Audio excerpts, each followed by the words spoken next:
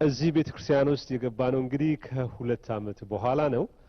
በህዝበ ክርስቲያኑና በመናኑና በካህናቱ መካከል በተነሳው አለመግባባት በተለይ የውስጥን አስተዳደር በማሻሻል በኩል በነበረው ተቃውሞ እንቅስቃሴ ብዙ የቤተክርስቲያኑ አባላት ተገፍተው ወጥተው ከሁለት ዓመት በላይ በውጪ በድንኳን ሲሰቃዩ ከርመዋል።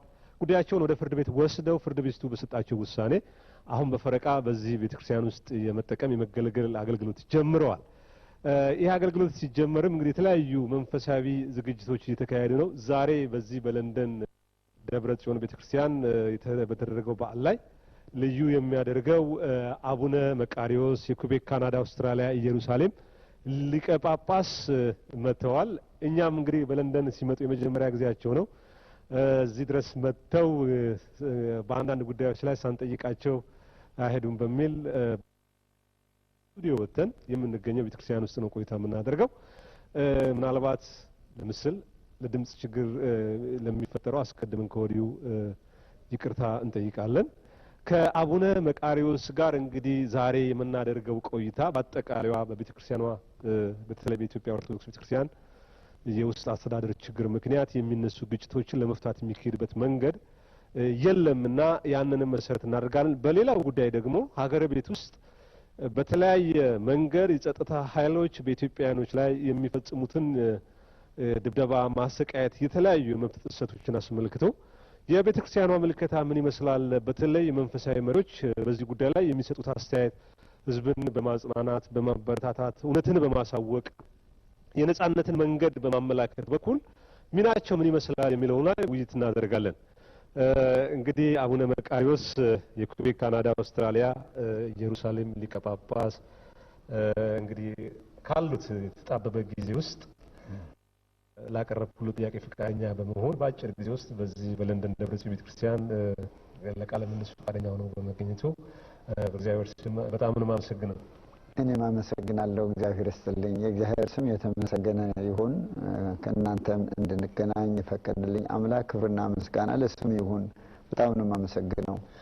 በጣም ጥሩ። እንግዲህ አቡነ መቃሪዎስ እንደሚታወቀው በተለይ ላለፉት ከ10 ዓመት በላይ በመላው ዓለም ለሚገኙ ኢትዮጵያውያኖች መንፈሳቸውን በመጠገን ያዘኑትን በማጽናናት የነጻነትን ፍለጋ በሚተጉ በሚቃትቱ ሰዎች የሞራል ብርታትን በመስጠት ይታወቃሉ። በአውሮፓም በአሜሪካም በካናዳም በአውስትራሊያም እየተንቀሳቀሱ ይሄን ስራዎትን ቀጥለዋል። ዛሬ ደግሞ ለንደን ተገኝተዋል። ለንደንን ለምን መጡ? እስቲ ከዛም ጀምር።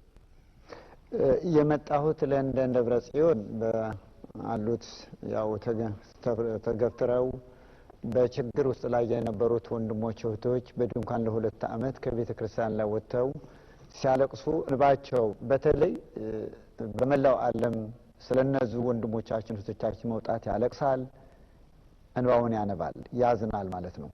ለምን የቤተ ክርስቲያኑ የገዛው አካልን ወጥቶ ያልገዛውን አካል ገብቶ መግባት ትንሽ ያስቸግራል ማለት ነው። ለምን ይህንን ችግር ባላቸው ሁኔታ በእነዚህ ሰዎች በእነዚህ ባሉት የቤተ ክርስቲያን አባሎችም ሆነ ብዙ ችግር ብዙ ፈተና ብዙ ስቃይ ያሳለፉ ስለሆነ እንኳን ደስ አላችሁ ለማለትና የበለጠ ቤተ ክርስቲያናቸውን ተግተው እንዲጠብቁ ለማጽናናትና ለመምከር ለመባረክ ነው የመጣሁኝ። በጣም ጥሩ አባታችን። እንደው በዚህ በተለይ ቤተ ክርስቲያን ጉዳይ ያሉ ችግሮች በጣም ሰፊ ናቸውና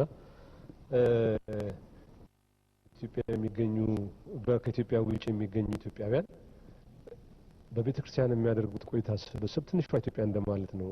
ባህላቸውን፣ ማንነታቸውን፣ ህዝቡን እርስ በርስ ያለውን መስተጋብር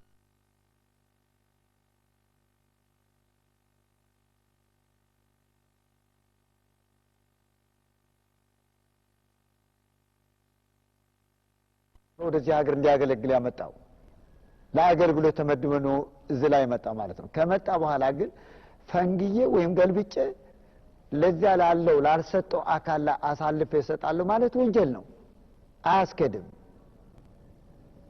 ከህጉ ጋር አይነጻጸርም፣ አይሄድም። ህዝቡ አሁን በበላይነት አንድ የካህኑ ድርሻ በውጭ ላይ ሌሎቹ እንደፈለጉ ሊመነዝሩ ይችላሉ። ህጉን ነው የሚነግራቸው። አጠቃላይ በአሜሪካም ይሁን በካናዳም ይሁን በአጠቃላይ ይሁን የሚያስተዳድረው ህዝብ ነው። ህዝብ የመረጠው ሰበካ ጉባኤ ይባላል። ያን ያስተዳድራል ማለት ነው።